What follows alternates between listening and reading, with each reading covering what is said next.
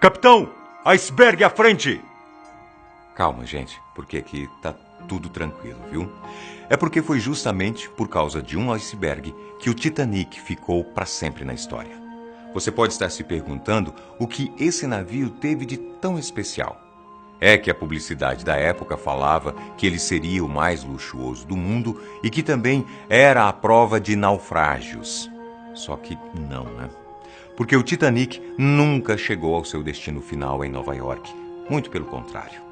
4 dias depois de sair da Inglaterra, em sua primeira viagem, o transatlântico fabricado pela empresa White Star Lines afundou e mais de 600 pessoas que estavam a bordo morreram afogadas e congeladas.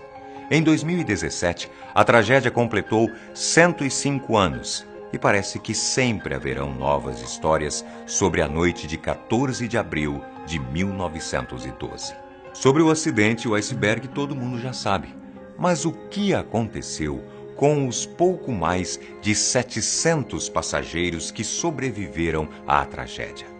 Nossos detetives foram em busca das 5 histórias mais inacreditáveis de pessoas que sobreviveram ao Titanic. E vamos te contar cada uma delas agora.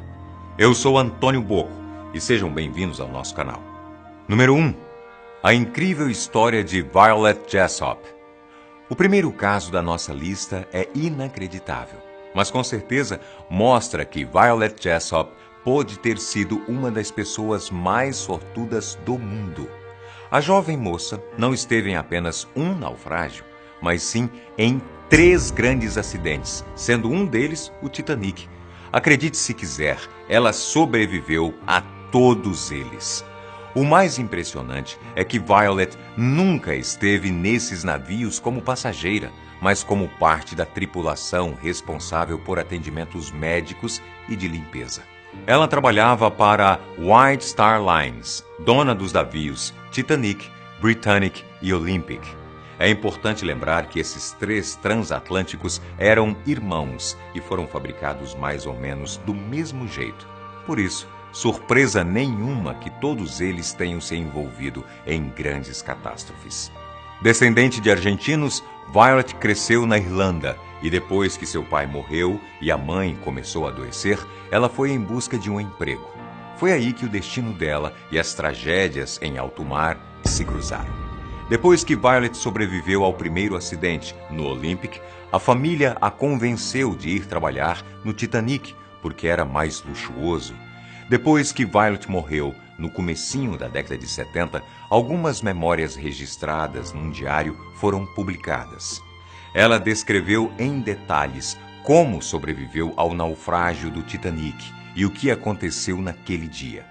Violet contou que ela e outras camareiras foram mandadas para o convés e que várias mulheres passageiras não saíam de perto dos seus maridos por nada. Foi preciso que um oficial as mandasse entrar no bote de número 16 e mostrasse às outras mulheres que era seguro. Só assim, elas pegaram os filhos e começaram a encher os barcos salva-vidas. Uma delas chegou a entregar o filho para Violet, que ficou abraçada com ele durante horas para evitar que morresse de frio. Só quando já tinham sido resgatados pelo navio Carpathia é que a mãe do bebê apareceu e o pegou de volta. Violet, junto de mais 700 pessoas, foi levada para Nova York e depois que o filme foi lançado na década de 90, a família publicou o livro Titanic Survivor, com as histórias dos 3 acidentes. Número 2. Cheiro de gelo. Eu mesmo nunca estive perto o suficiente de geleiras ou icebergs para confirmar se tem algum cheiro mesmo ou não. Mas, de fato, tem sempre alguma coisa que desperta nossos sentidos. E com Elizabeth Schultz, que estava a bordo do Titanic no dia do naufrágio, não foi diferente. Elizabeth Lees, para os mais conhecidos, viajava na primeira classe como governanta, acompanhando a patroa, Margaret Graham. As duas sentiram o impacto do iceberg no navio, mas foram avisadas de que não havia perigo. Liz sabia que alguma coisa estava errada. Ela sentia tanto frio que mal conseguia segurar o sanduíche que estava comendo, e o forte cheiro de gelo no ar lembrava uma caverna congelada que ela tinha visitado. Ela disse que só teve certeza da gravidade da situação quando a tripulação mandou todos os passageiros da primeira classe para o convés superior. Lá, ela e a patroa foram colocadas no bote número 3, um dos primeiros a deixar o Titanic. Mesmo em estado de choque e medo, Liz contou 36 sobreviventes no barco em que ela estava. Essa quantidade era a metade da capacidade máxima. Ela chegou a Nova York no Carpathia, junto com os outros passageiros, e não demorou muito para deixar de trabalhar para a família Graham. Os registros mostram que ela viveu nos Estados Unidos até a sua morte, em 1949, aos 78 anos. Número 3. O único passageiro japonês. Masabumi Osono. Esse era o nome do único passageiro japonês que esteve a bordo do Titanic e, contrariando todas as chances, ele sobreviveu. Ele estava viajando de volta para casa e o maior azar da sua vida foi não ter afundado junto com o navio. Daqui a pouco você vai entender por quê. Vamos por partes. Após o Titanic atingir o iceberg, Osono escreveu uma carta de despedida para a família que vivia em Tóquio, enquanto todos os passageiros se organizavam no convés. Depois de ser resgatado, ele escreveu em um diário todos os detalhes da noite do naufrágio. Osono contou que foi acordado pelas batidas na porta da cabine de segunda classe em que estava. Já no corredor, as luzes e sirenes de emergência causavam pânico geral e ele mesmo estava completamente apavorado, sem saber o que fazer. Aproveitando de um momento de lucidez, Osono tentou se acalmar pensando em como o seu comportamento naquela situação poderia ser uma vergonha para o seu povo, mas não desistiu de encontrar uma maneira de escapar. Mesmo com os marinheiros armados, ordenando que as mulheres e crianças fossem salvas primeiro, Osono teve a oportunidade de fugir de seu destino fatal quando ouviu alguém gritando que havia mais 4 vagas em um barco salva-vidas. Depois que ele viu um homem pular para dentro do bote, bastou o pensamento de ficar sem sua esposa e filhos para que ele pulasse dentro do barco também. Masabumi disse que no momento em que o navio afundou era possível ouvir gritos das pessoas se afogando e morrendo congeladas, e depois de alguns minutos, o silêncio que ficou era assustador. Disse que se sentiu extremamente deprimido, pensando o que seria da vida dele após aquilo. Assim como a maioria dos sobreviventes, Osono foi resgatado pela tripulação do Carpathia e desembarcou em Nova York em abril de 1912. Esse foi o começo do fim para Masabumi Osono. Depois que ele voltou para o Japão, a desonra por ter se salvado ao invés de dar lugar a outra pessoa o acompanhou por toda a vida.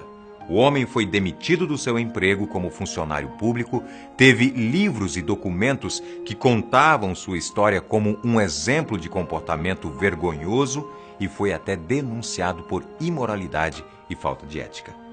O nome da família Osono passou a ser motivo de vexame e os próprios parentes tinham vergonha dele. O homem, que um dia foi um renomado funcionário do governo, viajando a bordo do navio mais luxuoso do mundo, morreu na sarjeta com 68 anos. Número 4. O verdadeiro coração do oceano. Quem viu o filme Titanic, dirigido por James Cameron, sabe que a história fala sobre uma joia muito valiosa chamada Coração do Oceano. Acontece que esse detalhe foi adicionado para dar mais veracidade à trama e, por coincidência ou não, temos a história real de Henry Morley, que deu um colar de safira tão valioso quanto para sua secretária e amante Kate Phillips. Morley era um homem de meia idade, dono de uma confeitaria que lhe garantia uma vida de luxos.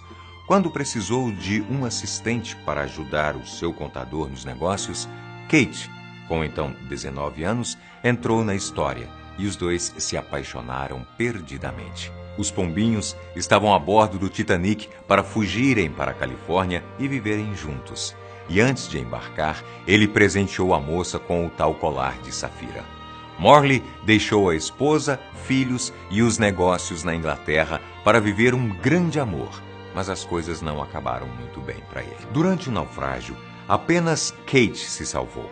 E além do colar, Morley havia deixado algo ainda mais valioso para ela: uma filha. A menina chamada Ellen teve uma vida longa e só conheceu a verdadeira identidade de seu pai aos 76 anos.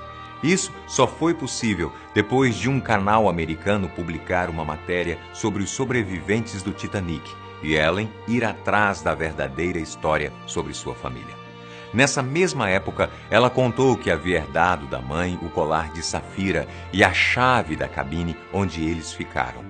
As famílias de Kate e Henry marcaram um encontro em 2012, quando a tragédia do Titanic completou 100 anos.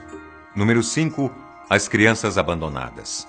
Todo mundo sabe que a regra geral quando o Titanic estava afundando era que mulheres e crianças deveriam ser salvas antes dos outros. Agora, imagine se você fosse um pai viajando sozinho com 2 crianças pequenas. O que faria? Era a exata situação de Michel Navratil, que sequestrou os filhos, fugiu da França e viu na viagem transatlântica do Titanic para os Estados Unidos uma oportunidade de começar de novo. Durante a confusão no dia do naufrágio, Michel, que se passava por um tal de Sr. Hoffman, teve que colocar os 2 meninos em um bote salva-vidas, sozinhos, e permanecer a bordo do Titanic. Como os garotos eram muito novos e só falavam francês, o mistério sobre a identidade deles permaneceu mesmo depois que foram resgatados pelo Carpathia. Navratil contava para todos que a suposta senhora Hoffman havia morrido e que ele preferia não deixar as crianças sozinhas na companhia de uma outra pessoa. Numa tentativa de encontrar a família dos garotos, os jornais começaram a publicar várias fotos para ver se alguém os reconhecia. E ainda bem que a história se espalhou. Depois de bater com as descrições físicas feitas pela mãe, Marcelle Navratil, na ocorrência de sequestro, os meninos foram então identificados como os irmãos Michel e Edmond, de 4 e 2 anos. O corpo de Michel Navratil foi recuperado do fundo do mar e enterrado em um cemitério judeu no Canadá, com o seu nome verdadeiro na lápide. E aí? Gostou de saber dessas histórias não tão conhecidas sobre o Titanic? Eu vou nessa e você, se tiver alguma sugestão para mais algum vídeo aqui para o nosso canal, deixa aqui nos comentários embaixo e eu volto no próximo vídeo. Até lá, um grande abraço, te espero!